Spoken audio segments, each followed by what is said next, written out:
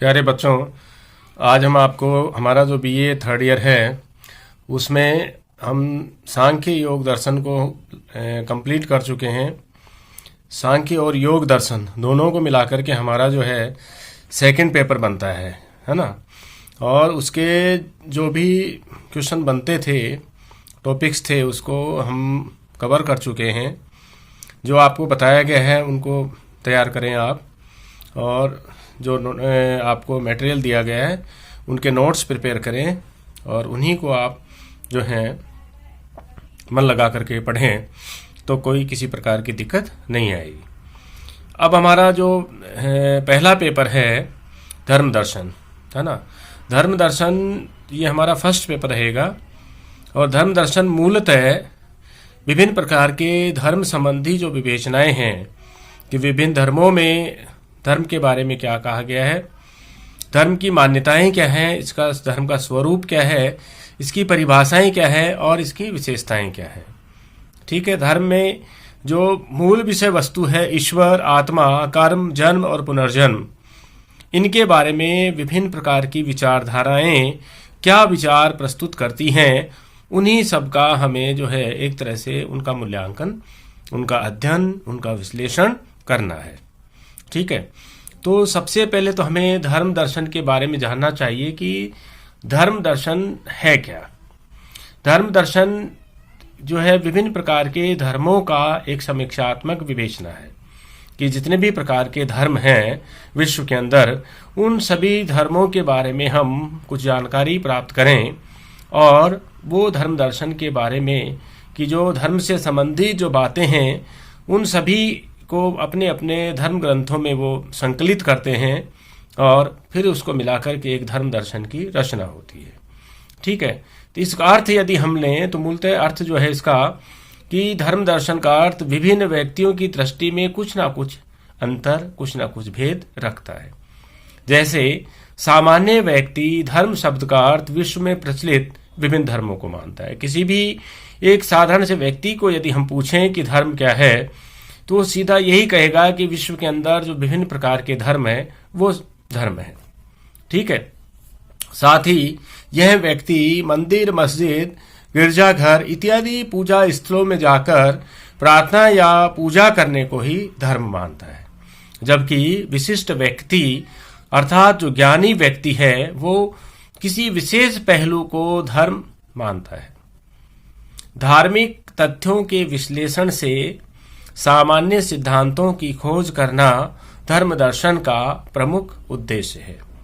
ठीक है ना। तो क्या है, धार्मिक तथ्यों के विश्लेषण से कुछ सामान्य सिद्धांतों की स्थापना करना या खोज करना धर्म दर्शन का प्रमुख उद्देश्य है।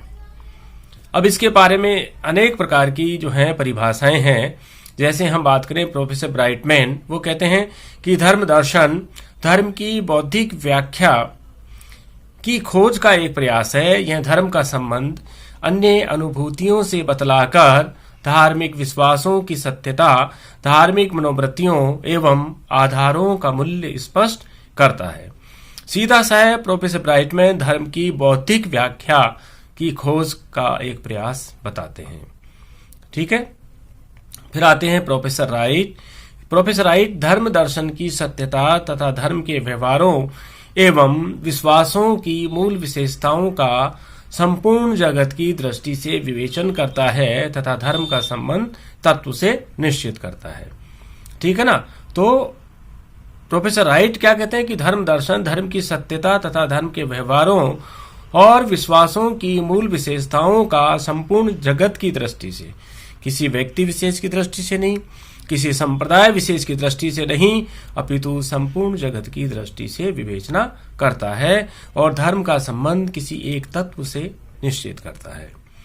प्रोफेसर निकोलसन कहते हैं कि धर्म दर्शन का उद्देश्य धार्मिक विश्वासों का अन्य मौलिक विश्वासों के साथ जो मानव जीवन को संचालित करते हैं उनके साथ में संयोजन स्थापित करना है।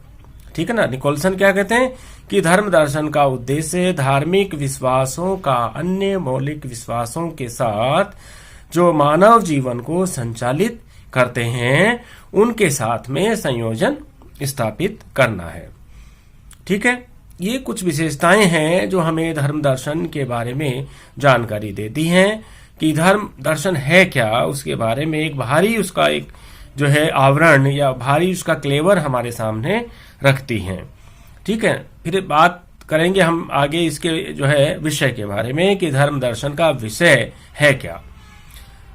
यदि हम देखें तो आप देखें कि धर्म दर्शन का मुख्य विषय ईश्वर विचार है। कोई भी धर्म उठा करके आप देख लें तो उस धर्म के अंदर बिना ईश्वर के उसके जो है श्रद्धालुओं की जो है उनकी इच्छाओं की पूर्ति नहीं होती। बिना ईश्वर के हम किसी धर्म की जो है धर्म के अस्तित्व को भी स्वीकारने में तैयार नहीं होते। धर्म है तो कहीं ना कहीं ईश्वर की शक्ति, ईश्वर की सत्ता, उसको अंगीकार किया गया है, स्वीकार किया गया है। धर्म दर्शन मूलतः ईश्वर विचार पर केंद्रित है। साथ ही धर्म दर्शन अन्य विषयों के ऊपर भी जो है धर्म दर्शन विचार करता है। अन्य विषय क्या क्या है, जैसे हम बात करें कि ईश्वर क्या है और ईश्वर है तो उसके अस्तित्व के क्या प्रमाण हैं, ईश्वर के गुण कौन कौन से हैं, क्या ईश्वर व्यक्तित्वपूर्ण है या ईश्वर व्यक्तित्व शून्य है, मनुष्य और ईश्वर में क्या संबंध है, अशुभ का स्वरूप क्या है, अशुभ की समस्या का समाधान क्या है, मनुष्य अमर है या मरणशील है, धार्मिक चेतना के कौन कौन से तत्व हैं, क्या विभिन्न धर्मों के बीच एकता स्थापित की जा सकती है, धर्म की उत्पत्ति के कौन कौन से सिद्धांत हैं, धार्मिक ज्ञान का स्वरूप क्या है। किंतु धर्म दर्शन का जो उपयुक्त विषय क्षेत्र बताया गया है वह पूर्ण नहीं अपितु आंशिक है, क्योंकि 20वीं शताब्दी में समकालीन दर्शन की जो है नींव रखी गई, या ये कहें कि 20वीं शताब्दी में समकालीन धर्म दर्शन का भी विकास हुआ और इसका मुख्य उद्देश्य या केंद्रीय बिंदु धार्मिक भाषा का विश्लेषण करना था। धर्म दर्शन का लक्ष्य धार्मिक प्रत्ययों का विश्लेषण करना है, जैसे ईश्वर, सर्वशक्तिमान, नित्यता, पवित्रता, सृष्टि, शाश्वतता इत्यादि। इन धार्मिक प्रत्ययों के विश्लेषण से धार्मिक भाषा का निर्माण होता है। अब इतिहास की बात करें, धर्म दर्शन का इतिहास की, तो धर्म दर्शन का इतिहास जो है वो भी काफी पुराना है।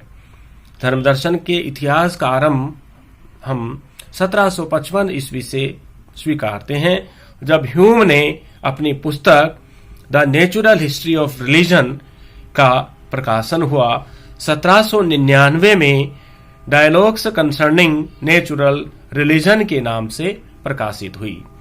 इन दोनों ही जो हैं ये दो पुस्तकें हैं, एक तो है the natural history of religion और दूसरी पुस्तक 1799 में डायलॉग्स कंसर्निंग नेचुरल रिलीजन। इन दोनों पुस्तकों में धार्मिक विश्वासों की आलोचनात्मक व्याख्या हुई है। ठीक है ना। तो ये जो पुस्तकें हैं ह्यूम की, जो 1755 और 1799 में जो आई, वो मूलतः हम माने तो धर्म दर्शन के इतिहास का आरंभ बिंदु मान सकते हैं, जहां पर धर्म पर चर्चा प्रारंभ हुई। इसी प्रकार से हम देखें तो कांट का योगदान भी इसमें कम नहीं है। कांट जो है जर्मन दार्शनिक इमैनुअल कांट, जिनके नाम से हम परिचित हैं, कांट ने सबसे जो है पहली बार क्रिटिक ऑफ प्योर रीजन 1781 में ईश्वर को सिद्ध करने हेतु दी गई परंपरागत युक्तियों का खंडन कर महत्वपूर्ण कार्य किया। कि उनकी जो क्रिटिक है, क्रिटिक जो शब्द आता है वो can't say related, can't say जुड़ा हुआ है। तो क्रिटिक ऑफ प्योर रीजन में 1781 में पहली बार कांट ने ईश्वर से जुड़ी हुई परंपरागत युक्तियों का खंडन किया, इसीलिए कहा गया क्रिटिक ऑफ प्योर रीजन। और दूसरी जो है उनकी 1799 में क्रिटिक ऑफ प्रैक्टिकल रीजन में उन्होंने ईश्वर को प्रमाणित करने हेतु नैतिक तर्क दिए, एथिकल आर्गुमेंट कांट देते हैं। हीगेल भी धर्म दर्शन को लोकप्रिय बनाने में आगे रहे और उन्होंने lectures on the philosophy of religion जो है उन्होंने प्रस्तुत किए और इसमें ईश्वर के बारे में उन्होंने लिखा। फिर सेलिंग जो हैं उनका योगदान भी धर्म दर्शन के क्षेत्र में उनकी पुस्तक lectures on mythology and revelation रूप में सराहनीय है। और धर्म की प्रगति के क्षेत्र में विलियम जेम्स का भी महत्वपूर्ण स्थान है। उन्होंने the varieties of religious experience में धार्मिक अनुभूतियों का विवेचन किया। यह एक मनोवैज्ञानिक पुस्तक है। उन्होंने विश्वास को धर्म का मानसिक आधार बतलाया कि विश्वास के बिना धर्म की सत्ता ही नहीं है। किसी भी धर्म के लिए महत्वपूर्ण बात है आस्था और विश्वास, ठीक है ना। तो ये कुछ बातें हैं जो कि धर्म के इतिहास का प्रारंभ मानी जाती हैं। यहाँ से धर्म की जो है उत्पत्ति स्वीकार की जाती है और आगे चल करके हम धर्म के स्वरूप, उसके अर्थ, उसकी परंपरागत परिभाषाएं, सर्वमान्य परिभाषाएं क्या क्या हो सकती हैं, क्या स्वीकार की गई हैं, अगले लेक्चर में हम उनके ऊपर प्रकाश डालेंगे। तो आप जो है धर्म दर्शन हमारा प्रथम जो है पेपर, इसको बड़े ध्यान से आप पढ़ेंगे। आप ये देखेंगे कि बड़ा कॉन्सेप्चुअल सब्जेक्ट है हमारा ये पेपर है। और अगर इसको आपने ध्यान से पढ़ लिया, समझ लिया, कॉन्सेप्ट्स को समझ गए, तो बहुत इसमें अच्छी मार्क्स आते हैं। इसमें गुड स्कोरिंग ये सब्जेक्ट है, ये पेपर अच्छा स्कोर करता है। और इसको आप पहली बार पढ़ेंगे तो बड़े ध्यान से परिभाषाओं के साथ में इसको रिलेट करके तैयार करेंगे तो अपने आप ये विषय जो है आपको समझ में आ जाएगा। धन्यवाद।